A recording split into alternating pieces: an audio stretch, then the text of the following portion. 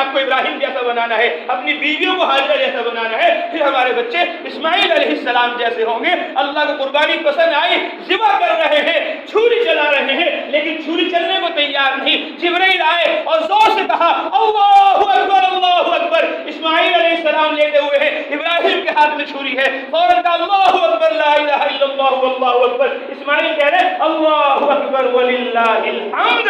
اللہ کو یہ بات، یہ تسبیح اتنی پسند آئی، اتنی پسند آئی، قیامت تک ہمارے لیے واجب کر دیا کہ ہر فرض نماز کے بعد 9 ذی الحجہ سے 13 ذی الحجہ کے عصر تک اللہ اکبر لا الہ الا اللہ واللہ اکبر اللہ اکبر وللہ الحمد تمہیں پڑھنا ہے۔ عید کی نماز کے لیے جاؤ تب بھی پڑھتے ہوئے جاؤ، واپس آؤ تب بھی پڑھتے ہوئے آؤ، بقرعید کی نماز کے لیے جاؤ پڑھتے ہوئے جاؤ، پڑھتے ہوئے واپس آؤ۔ صرف نمازوں کے بعد واجب ہے، اس کے علاوہ پڑھنا مستحب ہے۔ رات دن صبح و شام ان تسبیحات کو اور ان تکبیرات کو پڑھتے رہنا ہے۔ اللہ اکبر سب پڑھو، اللہ اکبر لا الہ الا اللہ واللہ اکبر وللہ الحمد۔ اللہ ہی بڑا ہے، اللہ ہی کا حکم بڑا ہے، ہم سب چھوٹے ہیں، اس کا ہر حکم پورا کرنا ہمارے ذمے ضروری ہے۔ تو ابراہیم نے اتنی قربانی دی، اسماعیل نے قربانی دی، اللہ نے کہا بیت اللہ بنا دو، کعبہ بنا دو۔ اللہ نے بیت اللہ کعبہ ان سے بنوایا۔ وہی یرفع ابراہیم القواعد من البیت واسماعیل، دونوں باپ بیٹے اللہ کے گھر بیت اللہ کعبہ بنا رہے ہیں۔ کعبہ بن گیا، فرمایا اعلان کر دو لوگوں تمہارے رب کا گھر بن چکا ہے، آ جاؤ حج کے لیے۔ اے اللہ کیسے آواز جائے گی، میں یہاں ہوں، فرمایا تم آواز لگاؤ، علینا البلاغ، ہمارے ذمہ ہے پہنچانا۔ ابراہیم نے آواز لگائی، اللہ نے پہاڑوں کو پست کر دیا، درختوں کو پست کر دیا، پوری دنیا میں ابراہیم کی آواز گونج گئی، بغیر مائک کے، بغیر موبائل کے، بغیر نیٹ کے۔ اللہ نے ساری دنیا میں ابراہیم کی آواز کو گونجایا۔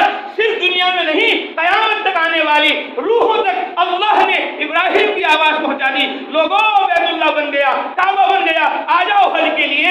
جن مبارک مقدس روحوں نے کہا لبیک اللہم لبیک، میں حاضر ہوں مولا، میں حاضر ہوں، اللہ انہیں حج کے لیے پہنچائے گا، اللہ انہیں عمرے کے لیے پہنچائے گا۔ اور جنہوں نے کہا ابھی تو ہم پیدا بھی نہیں ہوئے، ابھی تو ہم دنیا میں آئے بھی نہیں، کیا فائدہ ارادہ کر کر، کیا فائدہ نیت کر کر، جب جانا ہوگا چلے جائیں گے۔ جیسے آج ہمیں کہا جاتا ہے بھائی ہماری مسجد شیر علی ہے، یہاں دیکھو حفاظ ہے، علماء ہے، قرہ ہے، 15 علماء کی جماعت یہاں 10 سال 15 سال 20 سال مدرسے میں لگا کر تبلیغ کے لیے 1 سال کی جماعت یہاں تمہاری مسجد میں موجود ہے۔ یہ بھی تو کسی کی اولادیں ہیں، یہ بھی تو کسی کے بھائی ہیں، ان کے بھی تو کوئی رشتے دار ہیں۔ یہ عید کو قربان کر کر، بقرعید کو قربان کر کر تبلیغ کے لیے، ابراہیم کی مہا سنت دعوت کو زندہ کرنے کے لیے 1 سال کے لیے یہاں ہے۔ تم بھی تو نیت کرو 4 مہینے کی، تم بھی تو نیت کرو چلے کی، تم بھی تو نیت کرو 3 دن کی۔ ہم کہیں گے ابھی ہم کیسے جائیں، ہمارے پاس موقع نہیں ہے۔ ارے ارادہ کر لو، نیت کر لو، اللہ تمہیں پہنچا دیں گے۔ تو جنہوں نے کہا لبیک وہ تو جائیں گے حج کو، اور جنہوں نے لبیک نہیں کہا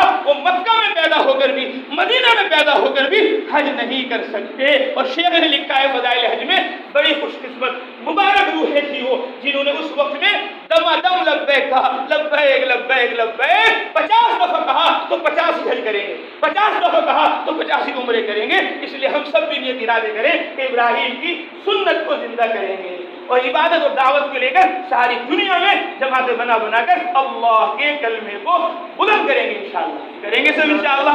اب